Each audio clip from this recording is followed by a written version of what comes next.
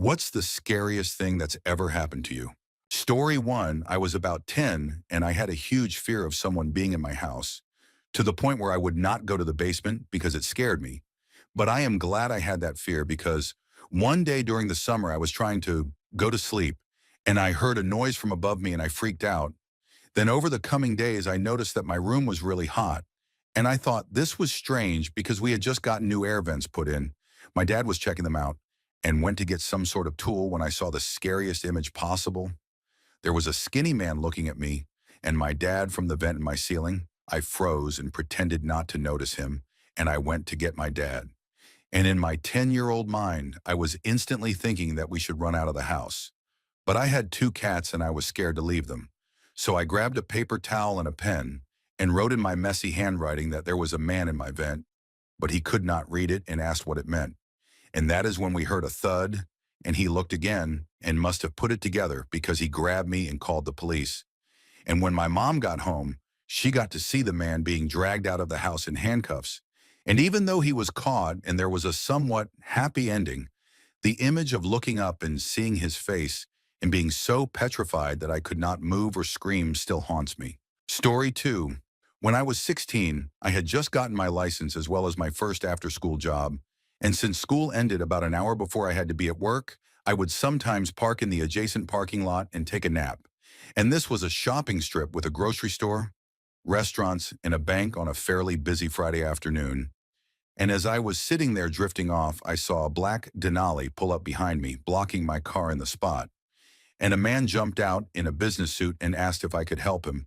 And he looked nice enough, so I assumed he was looking for directions. But he started explaining that his wife and he were supposed to be signing for a loan at the bank behind us so they could purchase a boat. But she was stuck in a meeting and could not make it. And he then asked if I would mind posing as her and signing the documents for her. And I was completely blown away, but super shy and felt the need to let him down gently. So I told him I did not think they would believe I was his wife.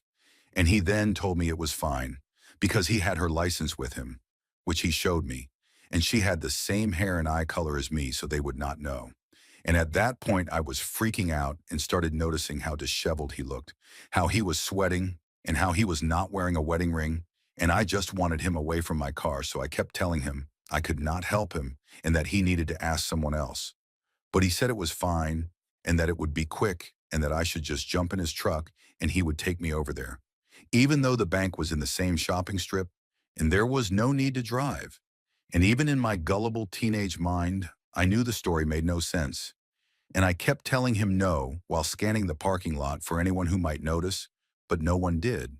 And then he started getting angry and telling me that I was perfect and the only one who could do it, how beautiful I was, and asking if he could at least take me to dinner. And when I tried to close my window, he reached through and grabbed my shoulder and tried the door handle, which was luckily locked, and I was so frozen that I did not even really react because I could not go anywhere with him blocking me in. And suddenly I blurted out that I was only 16, and for some reason that completely scared him. And he slowly backed away, got in his truck, and left. And I called the police afterward, but they never followed up with me. And to this day, I know he must have found that license and made up the story to lure women into his truck. And it terrified me to think he may have succeeded before. And years later, I recognized him on the public registry for violent offenses. Story three, my cousin and I were probably targeted for some kind of scam, but I still do not know how or why. And we are 6 years apart, but went to the same high school at different times. And it was a small school with graduating classes of about 60 students. And years later, we were on a road trip together several states away and decided to stop at a Huddle House for coffee. And when we walked in, the man at the next table turned around, smiled, and said that we went to Anytown High School. And when we said yes, he said that he and his girlfriend, who was also sitting there smiling but not talking, went there too. And we did not recognize them but smiled politely and commented that it was a small world. And he started rapidly talking about different things from the school with disjointed comments that felt odd. And he talked almost like a salesman. And at first we smiled and nodded, but he kept getting facts wrong. So we asked what year he graduated, and he said he could not remember. And when we asked follow-up questions, he became evasive. And suddenly the girlfriend said that this was not working and they quickly paid and left with their food untouched.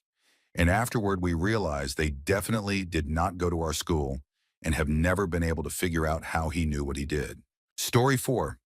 I was probably 9 years old, around 1995, and at that time, all schools and parents were constantly warning us about stranger danger because it felt like a lot of kids were getting kidnapped after being tricked into helping adults look for a lost pet. And one day I was riding my bike alone on our street, which was a fairly populated street with lots of kids outside playing, when a green two-door car pulled up with a woman driving and a man in the passenger seat. And the man leaned out the window and said, "Hey, kid, we lost our dog. Can you help us find her?" And I still remember the feeling that hit me in that moment because it was like sirens were going off in my head. And for a split second, I thought this was it, and I was about to be kidnapped. And a rush of what felt like burning hot adrenaline shot through my body. Everything sounded 10 times louder and looked 10 times clearer. And I had never felt anything like that before. And I jumped off my bike, lifted the front tire so I could turn around faster, and ran straight home as fast as I could. And I was shaking with tears pouring down my face even though I was not actively crying. And when I got home, I told my mom what had happened, and she called the police. But I never found out if those people were ever caught. Story 5. I was home alone, lying on my living room floor and completely spacing out while staring at the ceiling, when I suddenly heard my mother scream on the front porch, and I rushed outside, but she was not there. And I ran all around the outside of the house and did not see a single person, and it sounded exactly like my mom, so real and so raw that it sent a chill through my entire body. And I called her immediately, and when she answered, I asked if she was all right, and she said that she was, and told me to hold on for a minute while she pulled over into the parking lot of a business because she was driving and did not want to talk at the same time. And seconds later, I heard chaos on the line, and my mom screamed again. And what felt like an eternity passed before she was calm enough to speak clearly. And she told me that the car in front of her and the car behind her, which had continued straight after she pulled over, had both been struck by a speeding semi-truck that ran a red light at the next intersection. And it was a horrific accident with serious injuries. And the semi clipped the rear of the front vehicle and the front of the rear vehicle. And my mom's car would have been hit directly in the middle if she had not pulled over. And we still joke that we are psychic because this was not the first strange experience like this, but it was definitely the most unsettling one. Story 6, I was extremely close to my grandfather, and he was easily the best person in my life. An incredible man who always went out of his way to be supportive, present, and genuinely connected to me. And he wrote me letters all the time. We stayed at his house often. And he constantly encouraged my education by sending workbooks, novels, and learning materials. And he had worked in education until he retired as a school district superintendent and truly believed in the importance of early childhood education and reading. And he was deeply involved in my learning and always a positive influence. And when he died when I was 14, I was devastated, and it completely shifted my family dynamic because he had always been the head of the family, and my dad struggled with alcoholism, and I struggled with depression, and it was an incredibly difficult period in my life, and I missed my grandfather deeply, and I still do. And when I was 25, my first child was born, and we named her Raven, which is not a very common name where we live in Canada. And when she was about 4 or 5, I was browsing the discard books at our local library and found a children's book about a raven who thought her feathers were ugly and wished she looked like the other birds. And the message of the book was about accepting yourself and your own uniqueness. And it immediately felt perfect for my daughter, so I bought it and brought it home. And later that day, when I opened the book to read it to her, I noticed a plaque on the inside cover that said the book had been donated to the city's library system in my grandfather's name after his death. And I dropped the book in shock as a chill ran up my spine, because there was his name, his date of death written out, and a note about how important children's education had always been to him, and how strongly he believed that children are the future. And I later learned that he had left money in his will to the public library system to purchase children's books. And I called my mom and told her, and she was stunned even though she knew about that part of his will. And the fact that I randomly picked up a book about a raven, my daughter's name, with a message identical to what my grandfather had always taught me, donated by his estate 15 years earlier, on the exact day it was put out for sale, and only discovered the plaque once I brought it home, felt impossible to explain. And while I have never been someone who believes in the supernatural, it feels like more than a coincidence. And I like to believe that somehow his presence still checks in on me and my children. And even now it brings me comfort because my daughter is 14, the same age I was when he died. And although she has long outgrown that book, I still keep it close. Story 7. Two friends and I got bored one summer night and decided to drive up into the mountain to a spot that overlooks the town. And it was a rough dirt road, and we were in a Volkswagen Rabbit. And after a while, we finally made it to a small clearing on the side of the road and pulled over. And there were no houses on that road for miles, and we did not see any other vehicles the entire night. And we got out of the car, and it was pitch black except for the lights of the small town far below us in the distance. And we were casually talking as we stepped out when something caught all of our attention at the same time. And we turned and saw this thing running through the woods about 30 feet from us. And it looked like a person, except it was glowing the same way those glow in the dark stars you stick on a ceiling do. And we stood there watching it run while pushing branches out of its way. And without saying a single word, we all got back into the car and drove off in complete silence. And about 30 seconds later, one of us finally asked what we had just seen. And as insane as it sounded, the only explanation we could agree on was that we had seen a ghost, and all three of us agreed. We saw the exact same thing. And a couple of years later, I was talking with the older brother of one of my best friends and casually brought the story up, expecting him to laugh. But instead he looked shocked and asked if I was serious. And he told me that one of his high school teachers had claimed to see the exact same thing run across that same road late one night, which made me feel a lot less crazy. Story 8. I was home alone sleeping when suddenly I felt a presence crawling up onto my bed, and I could hear the sheets moving and feel the mattress sinking, while I heard a soft laugh growing louder and more intense as it got closer to me. And when it felt like it was right next to my ear, I woke up. And as I turned my head to see what was laughing at me, I saw a vague figure hovering over me, and it erupted into the most aggressive laughter I have ever heard while violently shaking my bed, and my head felt like it was rattling from the force. And I wanted to scream, but I could not even find the strength to turn my head away. And I felt terrified and angry at myself for being frozen and unable to defend myself from something that felt like it was tormenting me for minutes. And when I finally gathered the strength to fight back, it vanished from the room with its laughter echoing. And later I learned that I have schizophrenia.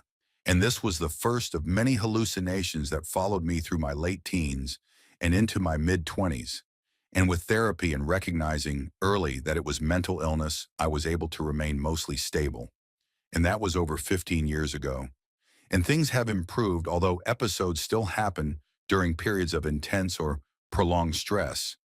And before this incident, I already suspected something was wrong because I had experienced auditory hallucinations like hearing familiar voices when no one was there, hearing loud foghorn-like sounds at home, distant conversations in empty rooms that stopped when I entered, constant static noise, and even remembering conversations that never happened. But this was my first fully immersive sensory hallucination, and others followed, especially when trying to sleep, sometimes daily and sometimes weeks apart. And it made me understand how easily paranoia can take over when reality becomes unreliable. But I was fortunate because I was already in therapy for depression and post-traumatic stress disorder caused by severe abuse from my alcoholic father, his family, and my older brother, including an attempted act of sibling violence when we were children, which meant my stress levels growing up were extremely high. And thanks to counseling techniques, I immediately brought this to my doctor because seeking help is essential. And those coping strategies made the condition manageable. And yes, this experience was also sleep paralysis, something I had before, but never fully awake. And this time I was conscious with my eyes open and could feel its weight, breath, and even smell something like cherry medicine. And for clarity, the voices never told me to harm anyone, only to criticize me. And it was not carbon monoxide poisoning because state law in California requires detectors in every home. And mine was located only a few feet from my bed. Story 9. I worked at a Subway during a time when a serial robber was hitting multiple Subway locations each day and becoming increasingly violent, and I happened to work at what was considered the easiest target of them all, a location with only one employee at night, not inside a shopping center, set back from the main road with a small parking lot surrounded by trees, and the police would actually come by at night to check on me because they were convinced it was going to get robbed. And one night a guy came in and started fidgeting with the front door, saying he thought something was wrong with it before brushing it off and saying it was fine. And he was very nice, but started asking strange questions about what time I got off work with all the robberies happening. And I felt uneasy and lied about leaving later than I actually did. And later that night, when I armed the alarm and tried to close the door, it would not close at all. The alarm went off and police rushed into the parking lot, and one officer examined the door and found a very small magnet placed there to keep it from closing, meaning someone had intentionally set it up so I could not lock the door. And during all of this, a car slowly drove past the store, but everyone assumed it was just someone checking to see what was happening. And a few days later, they caught the robber, and it was that same man. And when I saw footage of his car, I realized it was the exact car that had driven by while I was still there with the officer. Story 10. If you are not familiar with the Ever Dream This Man website that circulated several years ago, it featured an image of a balding man and claimed that millions of people saw him in their dreams. And this matters later, because when I was 12, I used to sleep with my bedroom door open, and I also suffered from insomnia, waking up multiple times each night, and my bed was against the wall, so I would either sleep facing the wall or looking out into my room. And one night I woke up as usual facing the wall and turned over to change positions. And there was a face floating in my doorway, staring directly at me with a slight grin. And I immediately turned back around in pure terror, too afraid to do anything except close my eyes and hope I fell asleep again, which I somehow did, and at the time I did not know about that website. But later when I saw it, I realized the man looked disturbingly similar to the face I saw in my doorway. And a few months after visiting that site, my dad called my brother and me into the living room and asked who printed out a strange image he found. And when he showed it to us, it was the exact image from that website. And I know for a fact I never printed it, and no one could explain where it came from.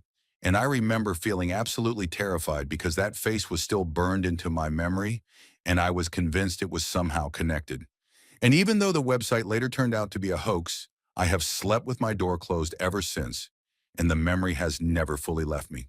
Story 11. My aunt's husband always gave me a deeply unsettling feeling, the same feeling he gave to all the younger girls in our family.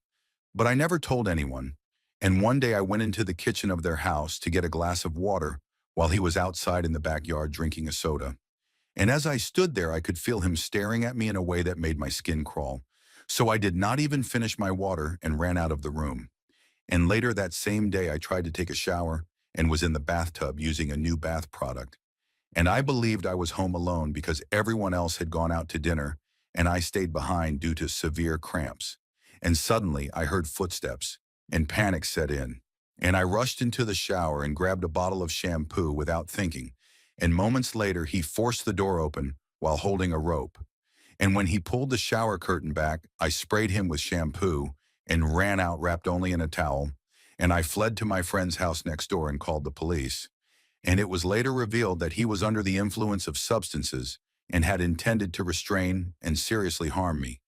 And that moment completely changed how I understand fear and instinct. Story 12. Around a decade ago, I experienced what can only be described as an internal body hallucination. And it began with a numb sensation in my ankle that slowly traveled upward through my leg. But when the feeling reached my knee, things became extremely unsettling because it felt like there was a direct mechanical connection between my ankle and my neck, to the point where if one moved, the other moved at the exact same time and by the exact same amount. And it was impossible for me to move one without the other following, with a level of precision that would be nearly impossible to fake intentionally. And this naturally terrified me. But luckily, I had already been taken to the hospital and was sitting in the waiting room while this was happening. And the sensation continued creeping upward until it affected both of my legs, and eventually it reached my rib cage, which is when it became truly disturbing because it felt as if the bones in my rib cage were loosening and slowly floating around inside my body in a clockwise motion that perfectly matched the rhythm of my breathing. And by that point, I was completely hysterical because it genuinely felt like my body was coming apart and I was convinced I was dying. And it was not until nearly 30 minutes later, after doctors took an x-ray of my chest and showed it to me, that I began to understand that nothing physical was happening and that the experience was entirely neurological. And the doctors initially assumed I was under the influence of some hallucinogenic substance and tested me for every substance they could think of. But all results came back clean, and they were left confused because I had never experienced anything like this before or since. And the most frightening realization was how real it felt, because the sensations were indistinguishable from normal physical sensations, which made me realize that I could not fully trust my own senses. And now, more than 10 years later, I still do know and know what caused it, and occasionally if I think about it too much, I will feel faint echoes of the sensation, usually as the feeling that a bone near one of my organs is loosening and rotating slightly with each breath I take. And I rarely tell this story because most people would probably assume I am completely insane. Story 13. The most disturbing thing that has ever happened to me occurred when I was around 10 years old, when I went to my mother's friend's house to help her prepare for her upcoming wedding, and after some time I noticed her husband heading down into the basement and asked if I could go with him, and she told me it was not a good idea, though I did not understand why at the time. And eventually I convinced her to let me go downstairs to retrieve some small decorative trees, and while we were down there he noticed a blanket hanging nearby, looked at me, and smiled in a way that immediately made me uncomfortable. And he asked if I wanted to play a game. And being young and naive, I agreed. And without going into graphic detail, he wrapped the blanket around my head and restrained my hands behind my back using a thin copper pipe, which thankfully was weak enough to bend. And he asked me unsettling questions that immediately set off every internal alarm I had. And before anything worse could happen, my sister fell upstairs. And I used that noise as an excuse to say we needed to go back up so no one would discover us. And I broke free, removed the blanket, and ran upstairs. And for the rest of the night, he repeatedly asked if I wanted to go back downstairs and play that game again. And I kept saying no until my mother finally came to pick up my sisters and me. And years later, my mother asked if that man had ever done anything inappropriate to me, and I told her everything. And not long after, he was arrested in Florida and brought back north to face charges. And I later learned that another victim had come forward, which likely saved others as well. And looking back, I am convinced his wife knew exactly what kind of person he was, which makes the entire experience even more unsettling. Story 14. A few years ago, we had a cat who was an outdoor cat at the time, and he would spend his days playing in the field and barn behind our house, and I was usually the one who fed him.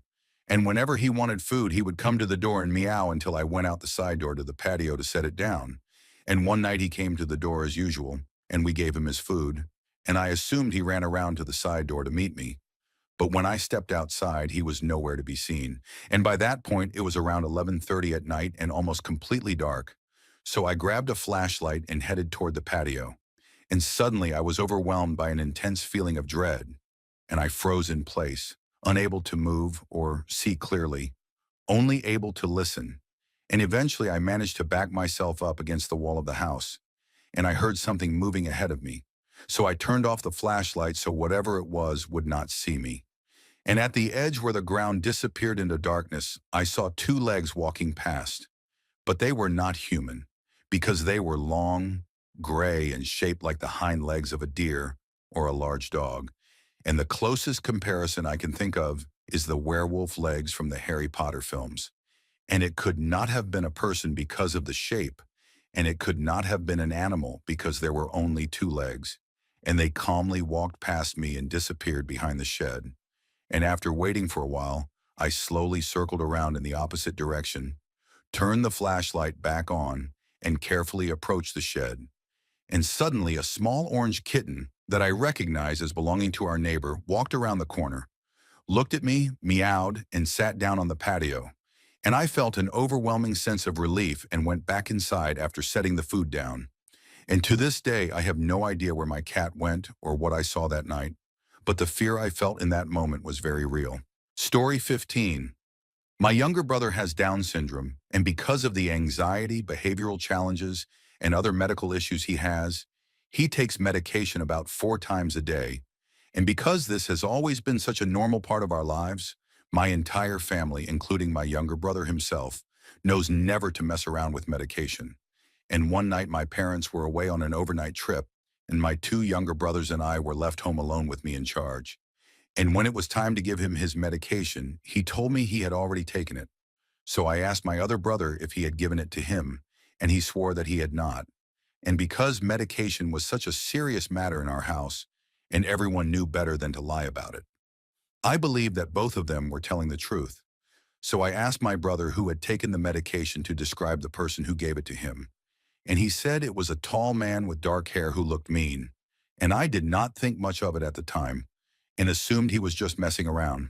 So I fed my brothers dinner and put them to bed. And about 2 hours later, when I was getting ready to sleep, I noticed a strange, muddy footprint right in front of the door, which unsettled me a bit, but I still went to bed. And later that night, I woke up suddenly, and I swear I saw a tall, dark-haired, mean-looking man standing in my bedroom doorway. And it remains the most frightening thing that has ever happened to me. Story 16. I was at church for a Christmas service, and everything was going normally until an older man who had been attending our church for a couple of years suddenly started yelling about sin and the end of the world. And while I am Pentecostal and used to expressive preaching, something about him felt deeply wrong, because I had heard every type of preacher from soft-spoken to screaming, and this man did not sound like any of them. And he began pointing into the crowd and accusing specific people of committing specific sins, and then started physically dragging people to the altar to pray the sin away. And that is when the elders intervened. And I was terrified and afraid he would drag me too. So I knelt down in my pew and prayed silently for protection. And then suddenly he knelt beside me and begged me to tell the elders that he was fine, which terrified me even more. And I got up and went to sit with my father. And as the elders continued trying to calm him down, my cousin came to get me and told me to go to the church kitchen, because he had taken it upon himself to escort all the children, youth group members, and visitors out of the sanctuary. And after some time, my mother came to check on us and then went back inside. And later, a teenage friend who had stayed behind came and told me that my mother had checked on me, because the man, who was actually in his 40s, was now walking through the church demanding that the elders stop hiding me, because God had told him I was going to be his wife and that nothing could stop him from taking me. And that terrified me beyond words. And we were then escorted to my future sister-in-law's house with the rest of the children and youth group, because he did not know where she lived, and the elders were afraid he might seriously hurt someone. And they eventually restrained him and sent him home, where his condition continued to worsen, and he began claiming he was Christ. And his family eventually sent him back. K2, his hometown in the southern part of the country, where he stayed for about a year. And after that, I never felt safe in that church again. And I developed anxiety from the experience, and still cannot close my eyes to pray in that building, which breaks my heart because I grew up there. And when he eventually returned and I saw him again, I had a panic attack and they stayed in the van crying. And to this day, I have never felt fear for my life the way I did then. And even now, years later, I am married with a child, attend a different church, and still struggle to pray with my eyes closed for long periods of time. Story 17. I work night shift in a hospital, and my department is located in the basement next to the morgue. So it is safe to say I am used to strange things happening, like objects falling off shelves with no one around, or lights flickering even though we are on generator power. And none of that really scares me, because I do not truly believe in ghosts. But one night a few weeks ago at around 3 in the morning, I heard a loud, horrifying scream come from the hallway right outside my area. And it sounded like a woman shrieking in absolute terror, like something straight out of a movie. And it lasted for about 2 to 3 seconds before abruptly stopping, and the silence that followed was complete and unsettling. And I waited for footsteps, voices, or any sign that someone had collapsed. But there was nothing. And after a moment, I asked my coworkers if they had heard it too, or if I was losing my mind. And they all confirmed they heard it as well, and had simply been stunned into silence. And I checked the hallway, which is long and straight, and there was no one there. and there was no way someone could have escaped without being seen or heard, because all the doors were locked due to it being night shift. And to this day, I have no explanation for where that scream came from. But it was bone-chilling, and whatever made that sound felt like something that had just witnessed death. And even now I can still hear it in my head. And while I am not easily frightened, that experience still deeply unsettles me. Story 18. Last June, my horse died in a tragic and horrific pasture accident, and by the time she was found, she was already gone because she had bled out within minutes. And after her body was removed, I went out to her pasture just to be there and process everything. And every other horse slowly came up to the fence one by one, as if offering condolences. And then suddenly all of the horses turned toward the west, which is traditionally associated with death and the setting sun, and they all neighed once together, and one long neigh responded back, even though no horses live west of the property. And in that moment, I truly felt like she was crossing over and saying goodbye. And later, a woman I knew who claimed to be an animal communicator told me that my horse's spirit had visited her in her office in the next city over that same morning and said she was confused, but now she was okay, and that she had sacrificed herself knowing I could handle her death, but not the loss of someone else. And I do not know what to believe, but there were too many coincidences. And that same evening, my cat grabbed a stuffed animal I owned that looked just like my horse and started chewing on its left hind leg while staring directly at a photo of her on the wall. And he has never touched either the toy or the photo again since. And it felt like he was acknowledging her death, which deeply unsettled me. And my new horse actually lived in the same pasture at the time, although I did not know her yet because she was in training with the stable owner. And I even have video footage of both horses together, even though I never owned them at the same time. Story 19. I know this sounds absolutely unhinged, and I am fully aware of how it comes across. But bear with me, because I had been smoking marijuana since I was a junior in high school. Although it was never strong, and I never used much or consistently enough to build any tolerance, which I did not understand at the time. And I fast forward to college where I had a friend who was a heavy user and invited me to smoke with him. And I took one single hit, just one, and immediately everything changed and the world became flat and two-dimensional, which I later compared to a paper-style video game. And everyone had a dark haze around them, and I could not look anyone directly in the eyes. And we were smoking in a very small dormitory bathroom with 3 people inside, and I became extremely claustrophobic and convinced I was trapped there forever. And I began to panic intensely, and I tried to tell my friend, but I could barely speak. And when I placed my hand on his shoulder, he suddenly became three-dimensional again, and I nearly cried. But when I let go, I had the overwhelming thought that I was the only real person in the world and completely alone. And then it felt like my consciousness left my body through the top of my head, and I saw myself sitting alone in the bathroom while the room floated through endless black emptiness. And I had to crawl out on my hands and knees and lie on his bed for about an hour, unable to remember what was real. And when he left to get groceries, I repeatedly asked the other friend if what I was seeing was real. And eventually I calmed down enough to return to my dorm. And apparently I stood next to my roommate's bed talking nonsense for over half an hour before collapsing into sleep. And the next morning my roommate told me I had come home babbling and riding my skateboard around the room. And I have no memory of the entire month that followed, not a single detail. And although I still use marijuana occasionally, I am extreme, like cautious now. But part of me keeps thinking that my consciousness slipped into another reality that night. And later I even lost my sense of smell. And sometimes I am terrified that I am slowly fading and will wake up somewhere else entirely. And there are nights when fear keeps me awake until exhaustion takes over. And I am still trying to understand what happened and work through it. And I honestly do not know if I will fully make peace with it. But I wonder if anyone else has experienced something similar, with substances or without. Story 20. My story may not be violent, but it is easily one of the creepiest things I have experienced, because about 1 year ago, I was getting ready for school while my mother was in the kitchen and my baby brother was in the living room. And my stepfather was away on a business trip. And as I was brushing my teeth, I heard a very deep male voice clearly call out to my baby brother and say, "Hey, Reese, come here," pronounced like rice. and I immediately froze, put my toothbrush down, looked into the hallway, and then looked at my mother. And she asked if I heard it too, and I simply said yes. And when I walked into my mother's bedroom, the bed sheets were scattered all over the floor. And my baby brother said something like, "Bubba, where is the man now?"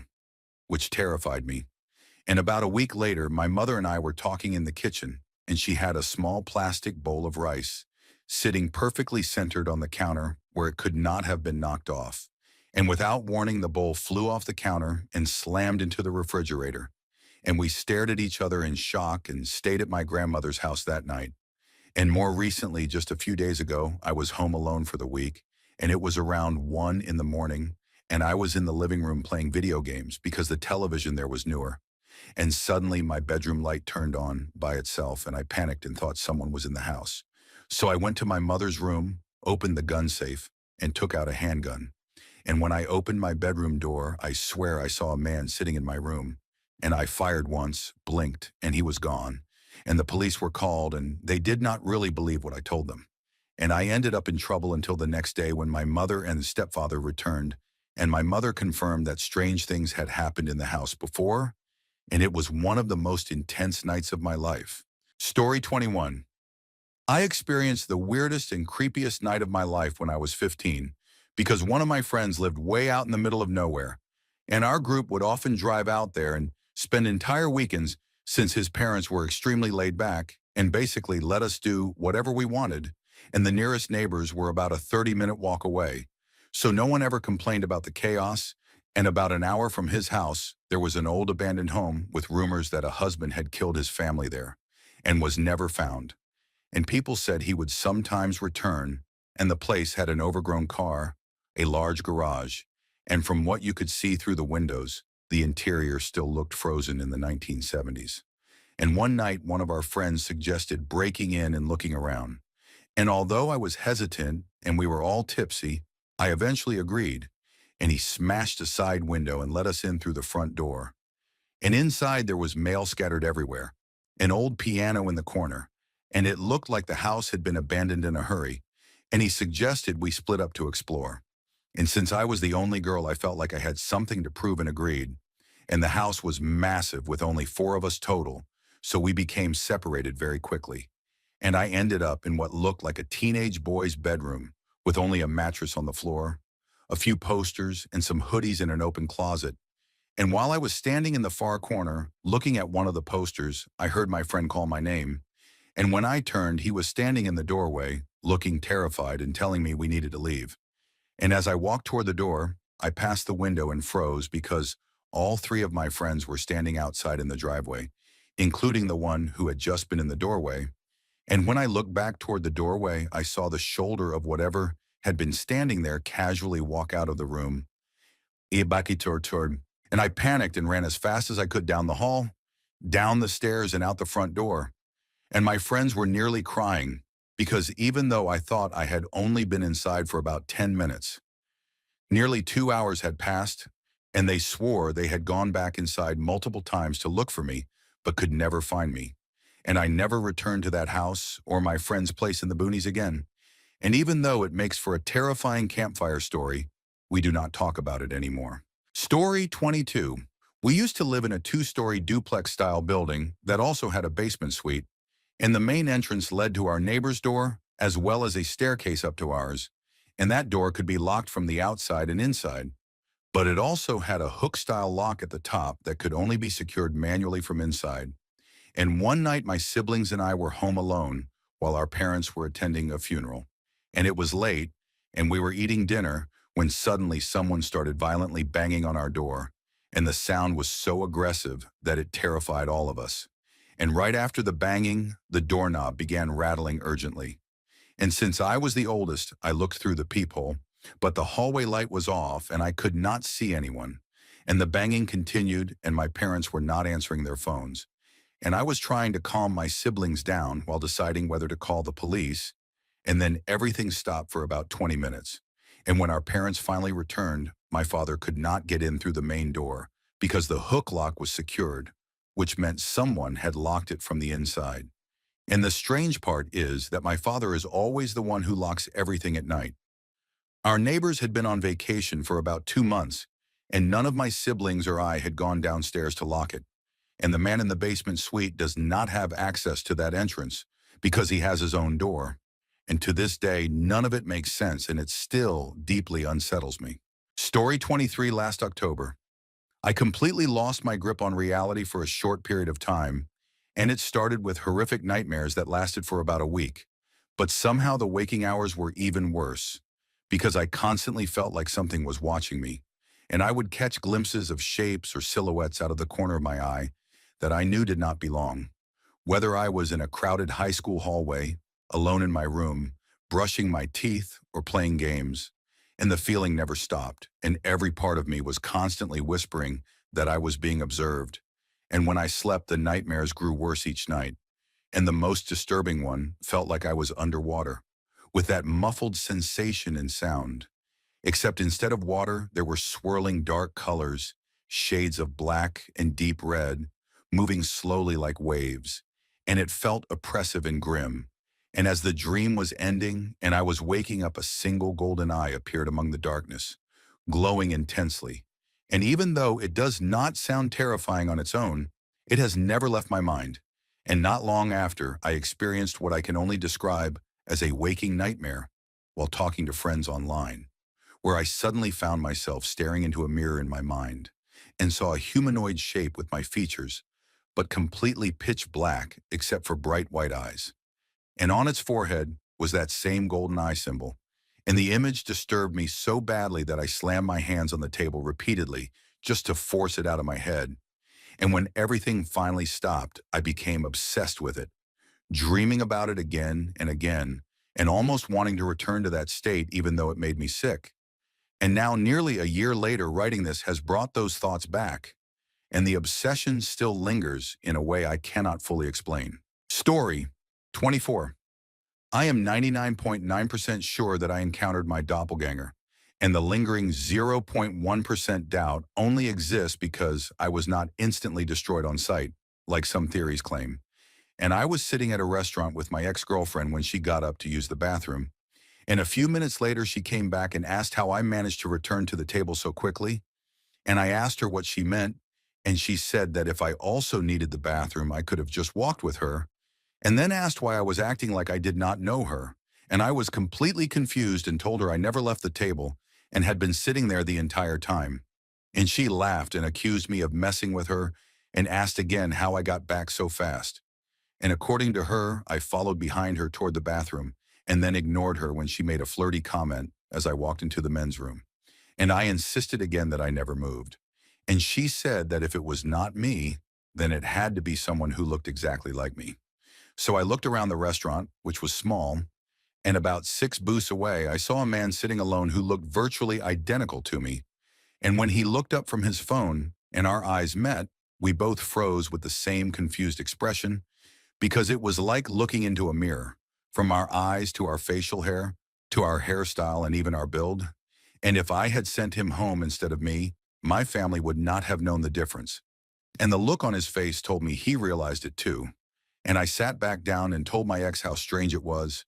And when I pointed him out, she stood up, looked, sat back down, and said, "Holy crap, that is literally you." And he left before we did, and I watched him walk out. And since I am about 6'3" tall, I noticed he was roughly in the 6'2" to 6'4" range. And even though I know it was probably coincidence, it was one of the strangest experiences of my life. Story 25. I am probably too late to tell this one, but I like sharing it.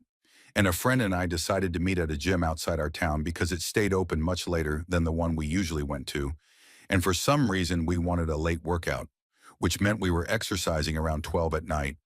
And when we finished, my friend went straight home while I stayed behind to shower. And afterward, I walked out to my car, and the parking lot was completely empty and pitch black. And as I pulled out a car, suddenly came out of nowhere and cut me off. And without thinking, I rolled my window down and shouted some angry words. And immediately the car made a U-turn and started following me. And at first I thought it was coincidence. But every turn I made, it stayed behind me. And I could only see 2 headlights in the darkness. And I started to panic because we were surrounded by farmland with no other cars on the road. And to be sure I was not imagining it, I made erratic turns that made no sense, and the car still followed, and completely terrified. I made another mistake and pulled over to confront the driver, and the car stopped about 20 feet behind me, and I walked toward it trying to sound tough and demanded to know what they wanted, and when the door opened, it turned out to be the same friend I had just gone to the gym with. And he explained that when he left, he realized he did not know the route home in the dark, so he decided to follow me, assuming I knew it was him and thinking it was funny that I believed he was someone dangerous. Story 26. When I was a freshman in college, I lived on an all-girls floor, and one day I went to shower in the communal bathroom, and while I was in the shower and reached down to grab my shampoo, I noticed a pair of feet in the stall to my right, wearing what were clearly men's shoes, and trying not to panic or assume the worst, I ignored it. But when I bent down again, the feet were now in the stall to my left. And feeling uneasy, I stood up and pulled the shower curtain closer around myself. And then I heard the stall door open on the left and footsteps move back to the stall on my right. And at that point, I froze in fear because whoever it was seemed to move every time I bent down. And then a head began sliding under the stall wall, and I screamed. And the person immediately ran out of the bathroom. And afraid of being attacked when I exited, I stayed in the stall for about 15 minutes before leaving, wrapped only in a towel, and later I had to file a police report. And within a week, two other similar incidents were reported on campus involving girls being washed in the shower, but the person responsible was never caught. Story 27. When I was a senior in high school, I lived in the same apartment complex as my boyfriend. And one night around 3 in the morning, my boyfriend messaged me to come over to his apartment, and while I was half asleep walking toward his place, I noticed someone standing in front of the manager's office, which was directly across from my boyfriend's apartment, and my boyfriend was the son of the apartment manager. So in my tired mind, I genuinely believed it was him, especially because I saw the person open the screen door of the manager's office, and he had the same general build and height as my boyfriend. And I started calling out, "Hey," and waving for him to come over to me, and for some reason, the man actually walked toward me. And as he got closer, I realized with growing panic that he was a complete stranger. And when he was close enough, I told him that I had mistaken him for someone else. But I could not understand what he said back because he did not speak English.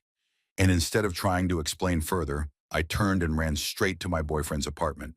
And later that same day, a neighbor told me that when he was leaving for work around 3 in the morning, he had seen a man trying to open random apartment windows. And when the neighbor yelled at him, the man took off running. And it still scares me to think how close I came to something much worse happening. Story 28.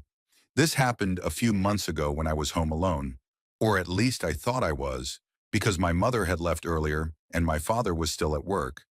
And while I was lying in bed, my father called to tell me he would be home late. And after hanging up, I decided for no real reason to go downstairs. And as I walked into the kitchen to get a glass of water, I noticed a woman standing behind the living room door, which has a glass panel, and she was staring at me in a strange way. And since my aunt had been staying with us due to illness, I initially thought the woman might be visiting her, but the situation felt off. And when I tried to enter the living room, I realized the door was locked, which immediately set off alarm bells. And I knocked and asked her to open the door, and she did so slowly. And once inside, I realized we were alone, and asked who she was and how she got into the house. And she did not respond clearly and muttered things like, "Where am I and who lives here?" And after asking several times, she finally gave me her name. And at that point, I slowly backed away toward the front door, fearing the worst, but realized it was locked. And I demanded that she give me the keys. And thankfully she did and indicated she wanted to leave. And I unlocked the door and let her out before calling the police. And later I found out she had escaped from a psychiatric facility and had been wandering the neighborhood. And the most frightening realization was that I had forgotten to remove my keys from the door earlier, meaning she could have been inside the house for over an hour without me knowing, and I still think about it often. Story 29. One night I heard my 4-year-old brother softly crying in his room down the hall, and normally my family would let him cry himself back to sleep. But that night it went on longer than usual, so I went to check on him, and when I walked in, his face was buried in his pillow. And I knelt beside the bed and asked if he was okay. And he said no and told me that someone from the hallway was watching him. and I climbed onto the bed and held him and told him that no one was there and that he was safe. But he insisted that someone was still out there. And when I told him to look again, he briefly stopped crying, looked toward the hall, and then screamed in absolute terror and yelled that someone was right there. And he started hysterically crying. And I grabbed him and held him tightly while completely panicking myself. And when I looked into the hallway, there was nothing there. And as I tried to calm him down, I noticed an ugly stuffed frog sitting upright at the foot of his bed facing him. And I kicked it off the bed and told him that it was gone. But when he looked again, he screamed the same way, and I did not know what else to do. So I just held him until my parents arrived and were able to calm him down. And even though the entire incident lasted less than a minute, none of us were able to sleep that night. And I still do not know what he thought he saw. But I later learned something similar happened again after I had moved out. Story 30. This happened about a month ago on a very dark and cloudy night, and I was about to head upstairs before grabbing a late-night snack like I usually do. And as I turned off the last light in my kitchen, I walked through my nearly pitch-black house with only faint moonlight to see, something I do all the time even after watching scary movies because I am not easily spooked. And the last thing I always do is check for my cat if he is outside. So I opened the large glass sliding door, whistled, and looked for the glow of his green reflective eyes. And I did see eyes after my whistle. So like usual, I turned on the porch light and opened the door wider. And as the eyes moved closer, I briefly looked away toward my counter where I had left some wafer cookies, and I took a few steps away from the door to grab them. And suddenly I heard a sharp, deep bark from outside and assumed it was just a neighbor's dog. But the moment I turned back toward the door, I saw what looked like a hellhound sprinting straight at me, and my body froze as I slammed the door shut just as it reached the porch, and the animal smashed into the glass, barking violently and slamming its paws against the door. And it looked like a feral dog I had never seen before. And as it continued barking, I shut off the lights and ran upstairs. And it barked outside for nearly an hour while I lay awake listening. And eventually it left. But I did not sleep at all that night and stayed on the couch watching the door. And since then, I have changed my routine to turning off the lights and running upstairs as fast as I can. And I have not seen the dog again, but I did call animal control because I have no idea if it was aggressive or sick. Story 31. This happened when I was 17 and still living at home, shortly after my parents had separated, and my father stayed in our family house while my mother and I moved in a rental not far away in a quiet and safe neighborhood directly across from a large park used mostly by dog walkers and soccer players. And one night around midnight, I was lying in bed when I heard my bedroom door slowly open, and I propped myself up and looked toward the doorway, assuming it was my mom. But before I could fully process what I was seeing, someone rushed at me, pulled a pillowcase over my head, and started punching me in the face. And I scratched at his face and screamed for my mother, and somehow managed to fight him off because suddenly he was gone, and my mom was running into the room. And the police later caught him and told us he was a man in his early 20s who had been watching me from the park for weeks. And they also found a large knife under my bed and realized he had broken into our house earlier that day to leave it there. And the whole experience destroyed my sense of safety for a long time because I could not sleep unless heavy furniture was pushed against my door and the lights were on. And we moved not long after, but the most unsettling part is that he was eventually released and allowed to return to his home just around the corner from where we had lived. Story 32. This happened earlier this year when I was in 10th grade, and at my school we have 5 lessons a day with breaks in between, and after morning break I completely blacked out. But I did not collapse or act strangely enough for anyone to notice because I was still walking and behaving normally, even though I was not fully conscious. And the next thing I remember is sitting by my locker, feeding pigeons pieces of my lunch with no one else around. And when I checked the time, it was 10 minutes before lunch, meaning 2 full lessons had passed with no memory of where I had been.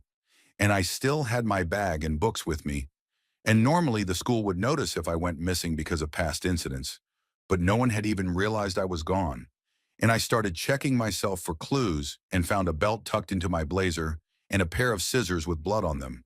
And I panicked and ran to the bathroom and took off my clothes, and I saw bloody cuts down my side and small stains on my shirt. And when I checked the mirror, I saw bruises around my neck that matched the belt, and I slowly realized that during that blackout, I had likely tried to seriously harm myself, possibly attempting to hang myself. And I still have no memory of where I went or what exactly happened. But I later learned that I may have dissociative identity disorder and that when I switch states, I can lose all memory of what occurs. And no one except my therapist knows this. And after it happened, I went to lunch and sat with my friends who noticed I was acting strange and asked about the bruises on my neck.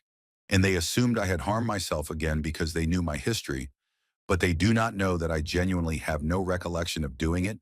And I woke up after those 2 hours dazed, injured, and confused, with no memory of how it happened. Story 33. I had something happen when I was about 6 years old that I still cannot explain because I used to stay at my grandparents' house most weekends while my parents went to music gigs since they were really into rock music. And my grandparents' house was very old and in poor condition.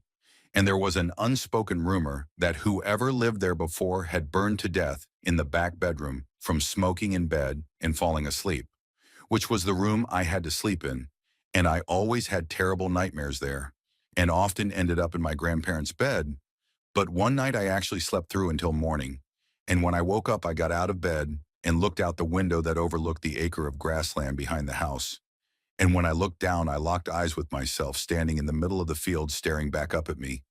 And after what felt like forever, I ran downstairs through the house and out the back door into the field to the exact spot where I had seen myself. But there was nothing there. And when I looked back up at the window, I saw myself standing there looking down just like before. And that is when I completely lost it and did not calm down until my parents came to take me home. And although I must have stayed there again at some point, I know I never slept in that room again. And I do not remember ever telling my parents about it. And even now I feel uneasy whenever I visit and have to go upstairs to use the bathroom. And although I challenge myself to go into that room, there is still a strange atmosphere that I cannot explain, even though nothing like that has ever happened again. Story 34. A few years ago, I was dating a guy who was a bit eccentric, and late at night, I would often hear him leave my bedroom and go into another room. And one night, I heard him in the kitchen talking to someone, and it sounded aggressive and loud. And when I was awake enough to understand what was happening, it clearly sounded like two people. But when I walked into the kitchen, it was only him. And after that, it started happening more often. Because even when I walked into a room, he would be having conversations with himself and then stop instantly when he noticed me. And the final moment came one night when I woke up and saw him pacing the bedroom in the dark, talking to himself in an intense panic like he was trying to calm himself down. And he did not know I was awake until I listened for a few minutes and asked what he was doing and told him he was scaring me. And he responded with a deep, unsettling laugh and said something like, "Oh, we are scaring her now. Great, she is scared. Good job." And I stayed calm, got up, and made an excuse for him to leave, and said we would talk the next day. And fast forward 2 years later, I was at a party talking to a mutual friend who mentioned why her workplace had to hire a security guard, which happened to be the same place he worked at. And she told me that the morning after he left me, he went to work and was fired because his behavior had been off. And during that meeting, he attacked a coworker and left her seriously injured. And she survived and later said that during the attack, he was saying hateful things and repeatedly saying my name. And I never told my friend that I knew him. But I still feel overwhelming guilt because the woman he attacked is on my social media, and I remember seeing her post about being hurt at work without knowing it was him. And I know that if I had reacted differently that night, it could have been me instead of her. And that guilt has never left me. Story 35. Last year in June, I had to retake some exams I failed in May. And since I had already moved out of my apartment, I stayed at my girlfriend's place on the fifth floor of a university dorm-style building. And after a few days, she went back to her parents' house because she passed all her exams, leaving me alone in the flat. And because it was a dorm, the doors did not lock automatically and had handles on both sides, so we always had to lock it manually. But that night I forgot and left the keys on the kitchen counter, and I spent the evening normally and went to bed, which was directly in front of the entrance. And around 5 or 6 in the morning, I woke up and saw the front door wide open with the hallway lights on and a large shadowy figure standing in the doorway. And I was completely naked because it was extremely hot and lying on my stomach. and for several long seconds nothing happened. And then I calmly asked what they were doing there, and a voice replied that they just wanted to make sure I was not cold. And when I asked again, they repeated the same thing, even though it was extremely hot.